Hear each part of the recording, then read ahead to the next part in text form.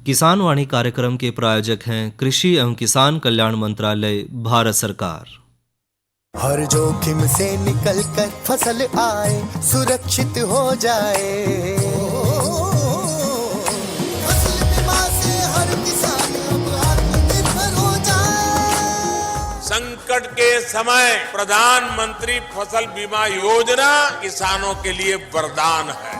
अब सूखा पड़े या बाढ़ आ जाए कोई डर नहीं, अब ओले पड़े या कीट पतंगे फसल खा जाए कोई फिक्र नहीं, क्योंकि हमने लिया है प्रधानमंत्री फसल बीमा। बुआई से फसल कटाई तक हर जोखिम का दावा, न्यूनतम प्रीमियम पर अधिकतम भुगतान का वादा। योजना से हर साल जुड़ रहे हैं 5 करोड़ से ज्यादा किसान। अब आपकी है बारी। नजदीकी कृषि कार्यालय, सहकारी समिति, बैंक शाखा, अधिकृत बीमा कंपनी या जन सेवा केंद्र में स्वेच्छा से करा सकते हैं पंजीकरण। फसल बीमा पोर्टल या फसल बीमा ऐप द्वारा भी कराया जा सकता है पंजीकरण। प्रधानमंत्री फसल बीमा योजना, आपकी फसलों का संपूर्ण सुरक्षा कवच। कृषि एवं किसान कल्याण मंत्रालय, भारत सरकार।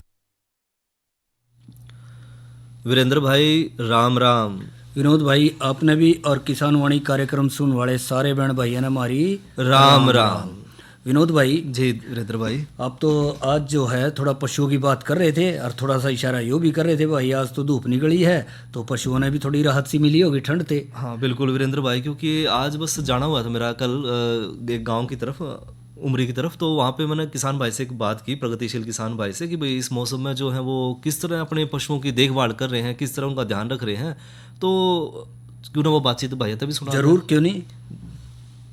आज हम आए हैं कुरुक्षेत्र के गांव उमरी में, और उमरी गांव में आज हम पहुंचे हैं एक अपने किसान भाई, एक पशुपालक भाई मनदीप सिंह के घर।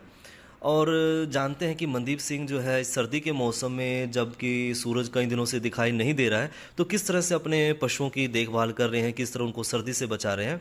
मनदीप भाई आपका कार्यक्रम में स्वागत है। नमस्कार जी। मनदीप भाई, जैसे आपकी पशुशाला हमने देखी तो आपने बड़ा अच्छे से जो है अपने बछड़े बछड़ियों और कटड़े कटड़ियों को, गायों को, भैंसों को बड़ा संभाल के जो है रखा हुआ है सर्दी के मौसम में। तो आप किस तरह से अपने पशुओं की देखभाल कर रहे हो, क्योंकि देख रहे हैं कि कई दिनों से ठंडी हवाएं भी चल रही है, बूंदाबांदी भी हुई है, और साथ में जो है सूरज देवता के भी दर्शन नहीं हो रहे हैं कई दिनों से। तो इतनी सर्दी के मौसम में किस तरह आप इनका पशुओं का देखभाल कर रहे हो? सबसे पहले तो सर ऐसा है कि आज इस साल जो सर्दी पड़ रही है जी, बहुत ज़्यादा। मैंने तो अपनी देखो इस लाइफ में जब से मैंने ये काम स्टार्ट किया है इतनी सर्दी मैंने तो देखी नहीं। जी जी। और इस सर्दी के मौसम में हमें भी, जब हम ही अपने आप को नहीं बचा पा रहे हैं तो पशुओं को बचाने के लिए तो सर हमें बहुत ज़्यादा मशक्कत करनी पड़ रही है जी। और इसमें ऐसा है सर, जैसे पशु हमारे अंदर, एक तो पहली तो बात यह है धूप नहीं निकल रही है तो हम इनको बाहर भी नहीं बांध सकते, क्योंकि बाहर भी सर्दी इतनी है, हवा चल रही है, ऊपर से बारिश का मौसम है। हाँ। तो इसमें सर हमने क्या काम किया हुआ है, देखा आपने, देख रहे हो कि एक तो हमने जो बोरी के टाट बनाए हुए हैं, हाँ हाँ, इनसे हमने अपनी जो बिल्कुल जो खिड़कियां हैं, दरवाजे हैं, जो भी है सभी को बंद किया हुआ है। यानी कि जितनी भी खुली जगह है जहां से भी हवा आने की संभावना है वो सारी चीजें हमने बंद की हुई है, बोरी टाट से या तरपाल से हमने ढक दी है इसको। हाँ जी, बिल्कुल ढका हुआ है सर। और एक पशुओं के नीचे सूखे का विशेष प्रबंध होना चाहिए, क्योंकि इस टाइम में पशु पेशाब ज्यादा करते हैं और उसके कारण अगर वो नीचे गिल्ला रहेगा तो उनको बैठने में भी सर्दी का एहसास रहेगा। बिल्कुल, इस चीज में बड़ी दिक्कत रहती है सर पशु को भी। यानी कि फिर नीचे जो है सूखा करके रखा है, कुछ पराली तूड़ी है, पराली और तूड़ी का सर हम जैसे कर रखा है, पराली हमने कटिंग करके उसको वही गिर रखी है नीचे। जी जी। हाँ जी। और साथ में फिर थोड़ा सा पशु जैसे पशुशाला उसकी ढलान का भी ध्यान रखना पड़ेगा। हाँ। जैसे गाय भैंस जो है पेशाब कर रही हैं तो वो सीधा नीचे की तरफ निकल जाए। इसमें क्या है, देखो आप देख रहे हो कि इसके तो ढलान, ऊपर से जो हमने मैटिंग की हुई है, मैट गिराई हुआ है नीचे। हाँ। जैसे पशु पेशाब करता है तो वो सारा नीचे पीछे नाली में आ रहा है। जी जी। हाँ, वहाँ रुक नहीं रहा है। इस चीज का विशेष हमें ध्यान रखना पड़ता है, क्योंकि अगर बीच में रुक रहा है तो वहां पर फिर सर उनको बैठने में भी बड़ी दिक्कत रहती है, गिल्लापन रहता है। और जैसे ये गोबर करते हैं तो दिन में 4-5 बार या 6 बार इनको उसको साथ के साथ पीछे से साफ करता रहना पड़ता है। जी जी। और मनदीप भाई, फिर उसके अलावा और आप किस किसी का ध्यान रख रहे हो अब पशुओं की देखभाल में? इसमें सर पशुओं का तो मेन तो यही है, देखो एक तो हम इनको ताजा पानी पिला रहे हैं जी, क्योंकि पानी बहुत ठंडा है, अगर ये ठंडा पानी पिएंगे तो सर इसमें बड़ी दिक्कत रहती है। हाँ। और एक दूसरा क्या है, जैसे पशु अंदर ही बंधे हुए हैं, बाहर नहीं हम इनको बांध सक रहे क्योंकि धूप निकल नहीं रही है। बिल्कुल। तो इसमें सबसे मेन एक तो अंदर जैसे आग उग का थोड़ा करते हैं हम, जिससे अंदर का जो तापमान मेंटेन रहे, सर्दी का एहसास ना हो। नहीं मैं तो वो देख रहा था आपने बल्कि हीटर भी लगा रखा है अंदर। हाँ जी, हाँ जी, कि थोड़ा सा जो पशुओं को गर्मी मिलती रहे। हाँ जी। तो ये तो आपने बड़ा अच्छा काम कर रखा है।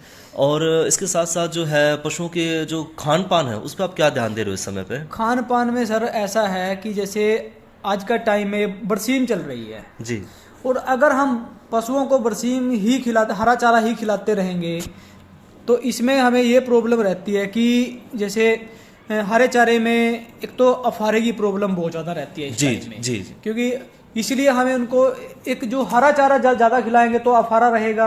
हाँ और एक वो फिर पेशाब ज़्यादा करते हैं जी, और जो उनका गोबर आता है वो बिल्कुल पतला आता है। हाँ, इस चीज़ के लिए हम इनको सूखा चारा उसमें मिक्स करके वो खिला रहे हैं ताकि अफारे की समस्या ना रहे और टाइम पर। हाँ जी, पाचन सही रहे। एक टाइम पर जैसे अफारे की प्रॉब्लम अगर आती है इस टाइम में पशुओं को, एक निमोनिया की आती है। हाँ। निमोनिया में तो वही है सर कि देखो हम जो पशु चिकित्सक को बुला के, डॉक्टर को बुला के उनको दिखा रहे हैं। और अफारे में यही है कि हम अलसी का तेल और सरसों का तेल बीच बीच में देते रहते हैं पशुओं को। जी।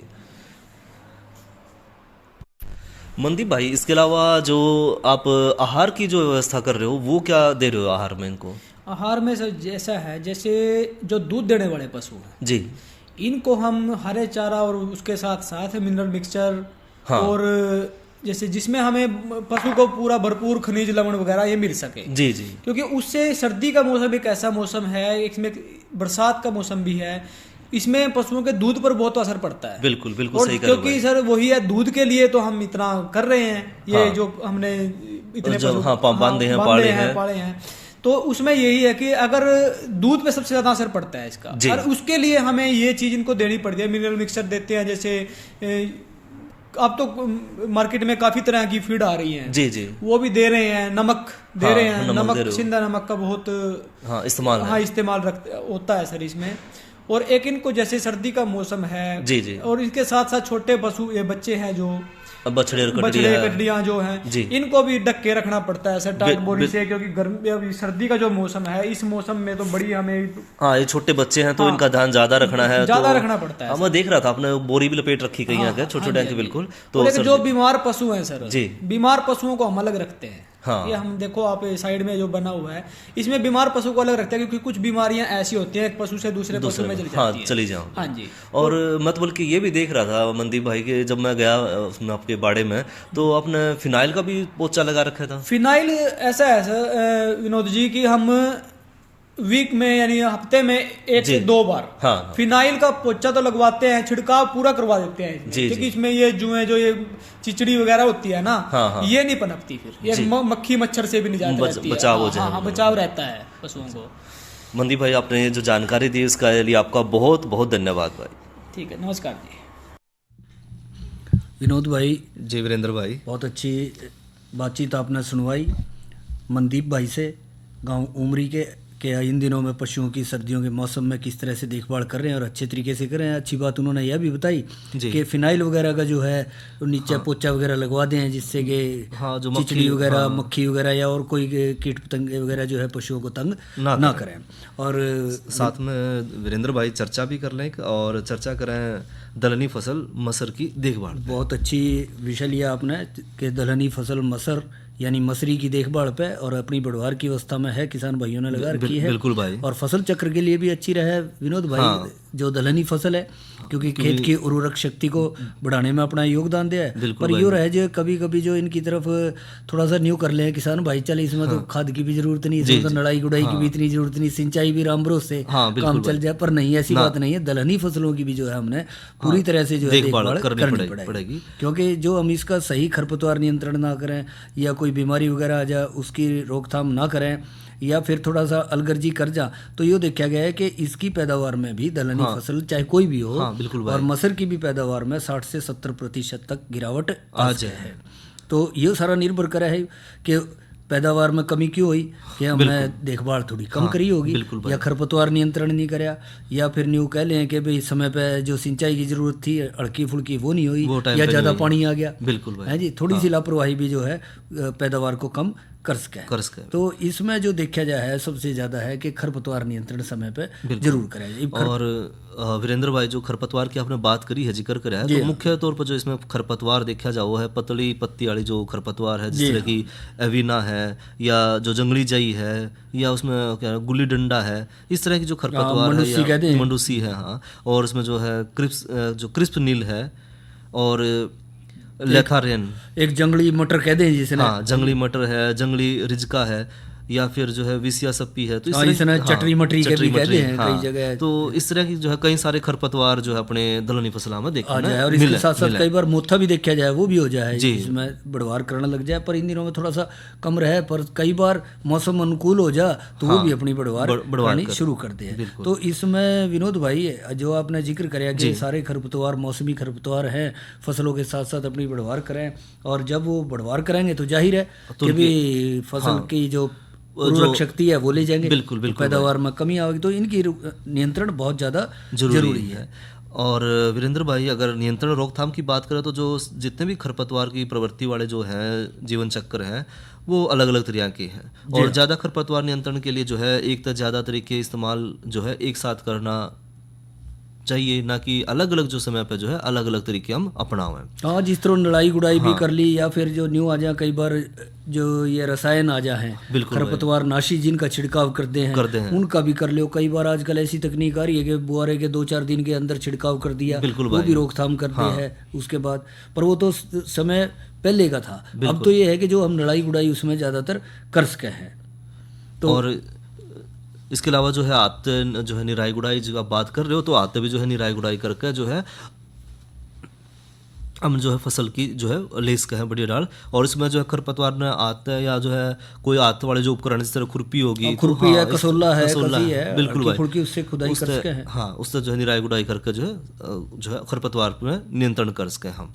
और इसके अलावा जो है शाकनाशक जो है, जिससे ज़्यादातर जो शाकनाशक जो है मसूर की फसल की खातर भी हम जो है इस्तेमाल कर सकें। हाँ, जिस तरह शाकनाशियों में आपने जिक्र कराया कि भी इनका इस्तेमाल कर सकें, तो उसमें विनोद भाई जो पेंडीमेथालिन आ जाए, हाँ, एलाक्लोर वगैरह आ जाए, इनका इस्तेमाल शुरू में भी हो जाए। बिल्कुल। और ये जो आ जाए कि चौड़ी पत्ती वाले खरपतवार हैं या संकरी पत्ती वाले हैं, तो उनकी रोकथाम में इनका अहम योगदान आ जाए, जी, और इनका छिड़काव शुरू में कर सकें। पर इनका असर और भी बेहतर हो जाएगा विनोद भाई, कि जिन किसान भाइयों ने शुरू में तो छिड़काव कराया था, हाँ, पर आजकल के दिनों में उसके 40 से 50 दिन 55 दिन या 60 दिन के बाद भी उसको खुरपी निकाल दी ना, तो उसका दोहरा फायदा रहेगा, दुगना फायदा। कुछ तो दब गए खरपतवार जमीनी, और जो जाम भी आए किसी कारण से, वो लड़ाई गुड़ाई जब हमने करी तो या फिर हाथ से निकाले तो वो उनकी भी सफाई हो जाएगी। और ऐसे में जो हमारे दलहनी फसल मसर के पौधे रहेंगे वो एक तरह से प्रतिस्पर्धा में आ जाएंगे, हाँ, और वो फिर अपनी अच्छी बढ़वार करेंगे, हाँ, और वो अच्छी बढ़वार करेंगे तो उससे जाहिर है कि फिर पैदावार अच्छी होगी।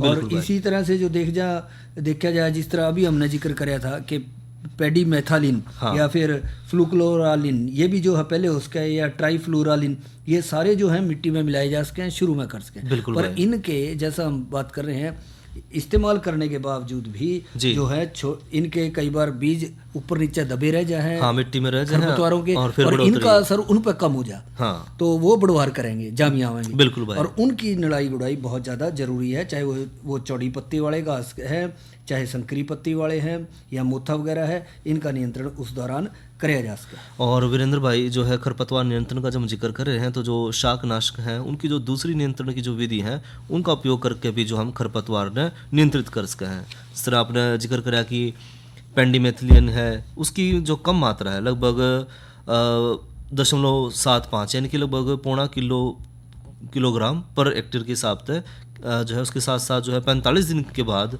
उसमें जो है खरपतवार नियंत्रण भी कराया जा सके, और पौधे की संख्या बढ़ाने के लिए जो है उपज भी हम इसमें बढ़ा सके हैं। हाँ, इसमें जैसे बथुआ, गुल्ली डंडा वगैरह है, हाँ, करी जा सके। और इसके साथ साथ विनोद भाई, कई बार ये भी देखा जाए है कि जब निसरण लगा है, हाँ, और उसमें फली छेदक सुंडी का प्रकोप बनने लग जाए, जो हमारी मसरी की फसल है। तो यह सुंडी जो देखा गया है हरे या पीले रंग की देखी जाएगी, जो पत्तों पे, कलियों पे, फलियों पे यानी कि टाँट वगैरह जो आएगी उस पे इसका प्रकोप ज़्यादा रहेगा, और फलियों में बन रहे हरे बीज ने या दानों ने खा के नष्ट करती है। बिल्कुल भाई। और इस कीड़े की सुंडी के जो है वो जो शुरू में इसका प्यूपा सा बने है ना, वहाँ से लेकर आखिर तक जो है जब तक प्रौढ़ हो जाए वो अपना असर दिखा नहीं रहा है, 30-40 दिन तक जी दिखा हुआ है। तो इसकी रोकथाम के लिए जो है भाई 400 मिलीलीटर क्विनोलफास 25 सीसी या फिर 200 मिलीलीटर मोनोक्रोटोफास 36 SL या 80 मिलीलीटर फेनवलरेट 20 EC की ताकत की दवाई, हाँ जी, दवाई ले लें और 100 लीटर पानी में घोल बना के इसका प्रति किले के हिसाब से इसका छिड़काव करा जा सकता है। और इसमें जो जरूरत पड़े फिर भी लग रहा है कि भी नहीं रोकथाम हो रही है तो 15 दिन के बाद जो है इसका दोबारा छिड़काव दोबारा भी कर सकते हैं और इस तरह से इनकी रोकथाम करी जा सके। वीरेंद्र भैया तो आपने जो है दलहनी फसल मसर की देखभाल पर और उसमें जो खरपतवार नियंत्रण है उसके ऊपर बहुत बढ़िया जानकारी दी, साथ में बयां का कराओ मनोरंजन भी जरूर। बोलिए सूते न जगा दूते कदे उठ के लड़ाई कर दे, हर मेहनत तलवार काट के जान की सफाई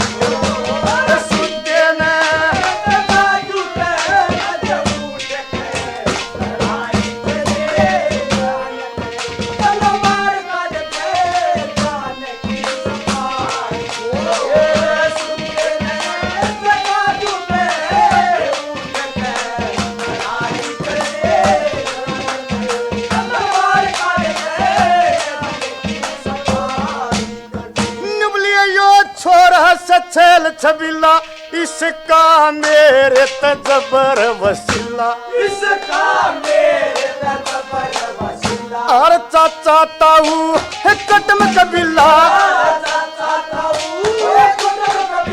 नुबलियान के सगाई कर दे राम जी से छोड़े न मेरे बाप का जमाई।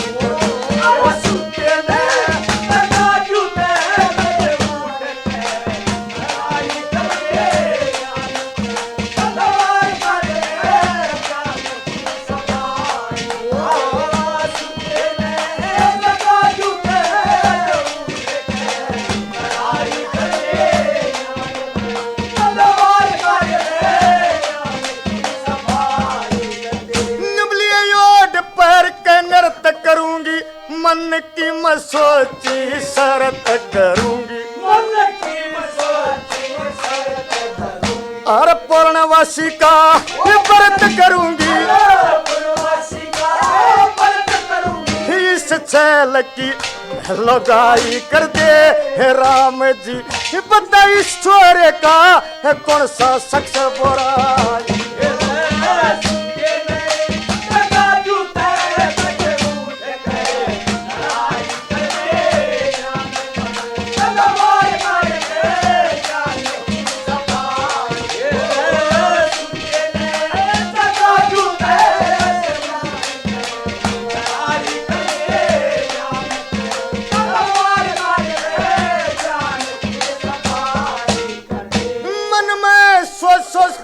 सोचरी मैं मछली की ढाल लोचरी, मैं मछली की ढाल लोचरी, ये मेरी अर्जी से राम गोजरी, बाबे माता लखाई कर दे सत्यनारायण, तेरी कथा बाच दूं इन मेरी ननंद का भाई कर दे।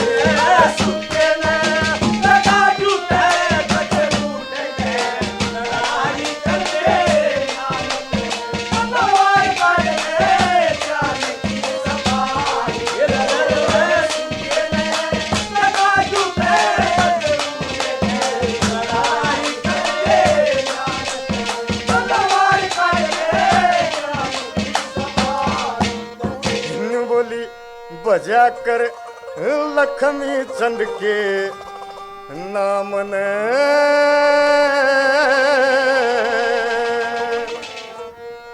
दोनों देखता सुबह शाम ने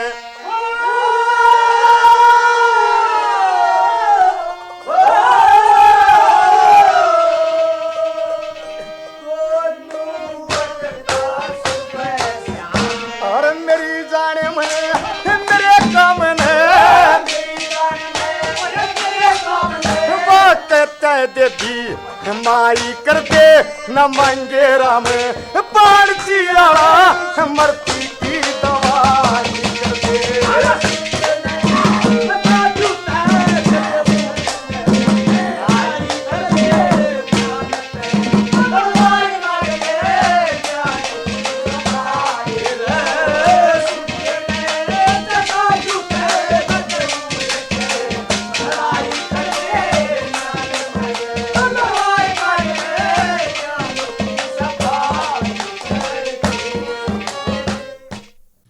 और विनोद भाई जी वीरेंद्र इस लोकगीत के बाद अब करेंगे चर्चा मौसम की जानकारी पे। आज का अधिकतम तापमान रहा 18.5 डिग्री सेल्सियस, न्यूनतम रहा 7 डिग्री सेल्सियस और हवा की गति रही 17 किलोमीटर प्रति घंटे की रफ्तार से हवाएं चली और अच्छी खासी धूप आज निकली हुई है। और कल जो है अधिकतम तापमान 20 डिग्री सेल्सियस और न्यूनतम 6 डिग्री सेल्सियस रहने की संभावना है। बिल्कुल। और जहां तक कल के कृषि कार्यक्रम का सवाल है तो कल चर्चा का विषय रहेगा अंगूर के बागों की देखभाल और नई फसल नई उमंग के तहत चर्चा का विषय रहेगा तिलहनी फसल सूरजमुखी की बिजाई में सावधानियां बरतें। और वीरेंद्र भाई अब चर्चा करें आज की नसीहत के तहत ब्यात आए पशुओं की देखभाल पे। जी और वीरेंद्र भाई देखो पशु का जो ब्याना है जो एक सामान्य प्रक्रिया है और इसमें कोई वैसे कोई बड़ी बात नहीं है, लेकिन अगर हम थोड़ा सा ध्यान रखें कि पशु की ब्यात पहले की अवस्था है, ब्यात के समय की और ब्यात के बाद की थोड़ा सा ध्यान रखें तो ये काम थोड़ा सा और अच्छी तरह से हो जाए। खास तौर पर जो ब्याण से पहला 5-6 महीने पहला जो गर्भिणी पशु है जिसने गर्भ धारण करना है तो उसके बच्चे की बढ़ोतरी खातर उसने लगभग 2 किलोग्राम दाना अतिरिक्त देना शुरू कर दिया। ये अपना बड़ी बढ़िया बात बताई विनोद भाई कि भाई उससे पहले भी ब्याने से पहले भी 5-6 महीने पहले हम अच्छा दाना वगैरह खनिज मिश्रण वगैरह दें। हाँ। जिससे कि पशु का अपना स्वास्थ्य ठीक रहे और जो उसके गर्भ में बच्चा पड़ रहा है उसका भी स्वास्थ्य ठीक रहेगा। नहीं तो अमूमन यह बात कर लें विनोद भाई कि भाई या तो दूध ते भाज गई ना तो अलग कर दियो और इस पर तो भूस घेर दियो बस काम चल जाएगा। जबकि उसको भी पूरी खुराक की जरूरत है, दूध वाले से भी ज्यादा, उसका भी पूरा ध्यान रखा जाए। और वीरेंद्र भाई एक चीज़ और है कि जब पशु का जो गर्भधारण की तारीख है वह भी लिख कर रखा है जिस तरह जो ब्याण का समय है उसकी जानकारी बढ़िया रहे। और ब्याण तय पहला जो है पशु नाम एक जो अलग कमरा है जिसमें साफ सफाई रखा पहले अच्छी तरह से संक्रमण मुक्त रखा कमरे ने और उसमें थोड़ा सा मुलायम और जो सूखा बिछावन है वो बिछा कर रखा है ताकि जो है पशु ने दिक्कत ना हो जब ब्याण का समय लग रहे हैं। और इसके साथ साथ विनोद भाई एक बात का और ध्यान रखें, नजर भी रखें। हाँ कि उसका कई बार रात में भी आ जाए पशु। बिल्कुल भाई। और वहां से कटड़ू या बछड़ू दूर चले जाए। हाँ है जी डंगर जोर मार हो जाए। बिल्कुल तो उसमें भी ध्यान देना पड़ा है या फिर जेर गेरी नहीं गेरी इस तरह की बातों की तरफ भी जो है ध्यान साथ साथ देना पड़ेगा।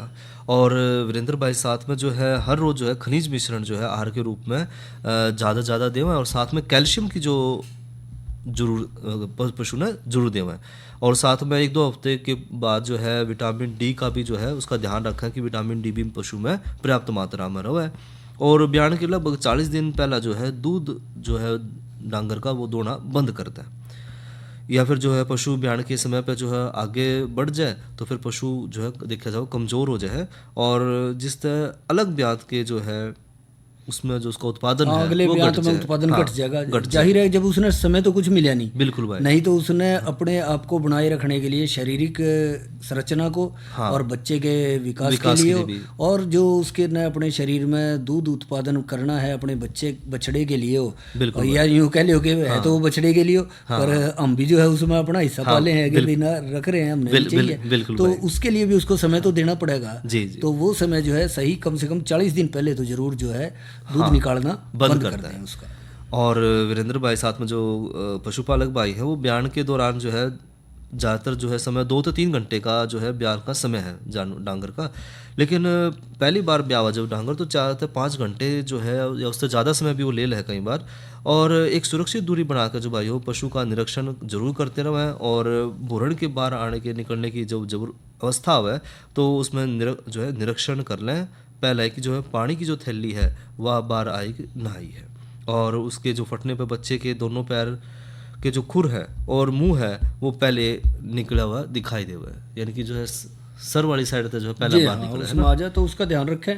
और कई बार ये भी है पशु बेचैन भी हो जाए, उठेगा भी बैठेगा भी, तो जो जाहिर है ये तो प्राकृतिक प्रक्रिया है। और जो पशु बैठ के ब्याह है आसानी से अच्छे से, वो बच्चे के लिए भी सुविधाजनक रहे और पशु के लिए बिल्कुल भाई। कई बार पशु खड़ा हो जाए तो उसमें ऊंचे से पशु के पीछे से जो बच्चा बाहर आवेगा बच्चेदानी से, तो उसके गिरने के चोट लगने की संभावना बढ़ जाए, तो उस समय थोड़ा सतर्क रहने की भी जरूरत पड़ेगी। बिल्कुल भाई। और साथ में जो है ब्याण के बाद जो है जन्म के बाद यानी कि बच्चे के शरीर की साफ सफाई बड़े डालकर है, और नाड़ की जो नब भी है उसने भी जो है लगभग 4 से 5 सेंटीमीटर नीचे तक साफ धागे से बांध कर उसने नीचे से जो संक्रमण रहित ब्लेड हो या कोई कैंची है या कोई धारदार है उस तह उसने काट के उस पर थोड़ा सा आयोडीन ट्रिंचर आयोडीन जरूर लगावें। और जन्म के लगभग 30 मिनट के भीतर जो है बच्चों को जो है भाई पहला दूध जरूर पिलाओ माँ का, इससे बच्चे में जो है बीमारियों की प्रतिरोधक क्षमता है वो तो कई बढ़ जाए। खीस जरूर पिलाओ पहले, और वो उसके लिए बहुत पौष्टिक रहेगा, अच्छा रहेगा, और कटड़ू बछड़ू स्वस्थ रहेंगे, बीमारियों के प्रतिरोधक क्षमता जो है उनके अंदर विकसित होगी और आगे कोई इतनी ज़्यादा दिक्कत नहीं आएगी। और इसके साथ साथ ये भी ध्यान रखें कि 6 से 7 घंटे में 8 घंटे में जो है अमूमन जेर गिरते हैं। बिल्कुल। जो यदि ऐसा हो रहा है कि जेर गिर दी है तो उसको बड़े से निकाल दें, हटा दें, दूर कर दें, पशु उसने ना खावे। और एक बात का और विनोद भाई ध्यान रखें, कई बार कुछ पशु जो है जेर गिरने में टाइम ले लें, बिल्कुल भाई, समय ज़्यादा ले लें हैं, तो थोड़ा सा ध्यान रखें। और जो नहीं गिर रहे हैं, कोई दिक्कत आ रही है, तो जो नज़दीकी पशु चिकित्सक है बिल्कुल उसकी सलाह जरूर लें। अपने आप जो है कई बार लग जाए कोशिश कर जाए, एक देसी नुक्ते भी अपना लें, इसने किसी चीज़ के आम के दाएं बाएं पत्ते खा दो, यो कर दो, पर उसमें देर ज़्यादा लग जाए और उससे इन्फेक्शन फैलने की संभावना ज़्यादा बढ़ जाए। तो बजाय ये सारे करने के कर तो रहे हैं, कोई बात नहीं, पर साथ साथ नज़दीकी जो पशु चिकित्सक है, प्रशिक्षित हैं जो डॉक्टर हैं पशुओं के, उनकी सलाह जरूर लें, जिससे कि पशु हमारे सही से ब्याजा और उसके बाद कटड़ू बछड़ू भी ठीक रहे, पशु भी ठीक रहे, बिल्कुल, और दूध भी जो है वो सही उत्पादन करते रहे। क्या कर रहा है? इधर इधर इधर हम बोल रहे हैं तेरे बीजू का पुतला बोल रहा है? पक्षियों से तो हम खेत को बचा लेते हैं, पर इन घातक रसायनों से कैसे बचाएं? मतलब? देख बेटा, तू जो ये अंधाधुंध रसायन मिलाता है ना, मिट्टी की सेहत बिगड़ने लगी है, और जब माटी ही कमजोर पड़ जाएगी तो उपज कैसे सेहतमंद होगी? अरे पहले ऐसा नहीं था, पूछना अपने बड़े बुजुर्गों से, कैसे फसल लहलहाती थी, शुद्धता झलकती थी, माटी भी तंदुरुस्त और लोग भी। अब पहली वाली बात कहाँ? पर अब तो सब यही डाले हैं। सब नहीं, आज भी लाखों जागरूक किसान परंपरागत विधि से फसल उगा रहे हैं, खर्चा कम और उपज की कीमत भी बेहतर पा रहे हैं। सच है? रे बेटे, एक्सपीरियंस से बता रहे हैं, धूप में बाल सफेद नहीं किए हैं। ठीक है भाई, मैं भी आज से जैविक खेती शुरू करूंगा। माटी से प्रेम की परंपरा है परंपरागत खेती। किसान वाणी कार्यक्रम के प्रायोजक थे कृषि एवं किसान कल्याण मंत्रालय, भारत सरकार। और विनोद भाई, इसी के साथ हमारे आज के किसान वाणी कार्यक्रम का समय समाप्त हुआ है, तो भाइयों से ले इजाजत। अच्छा भाइयों, राम राम।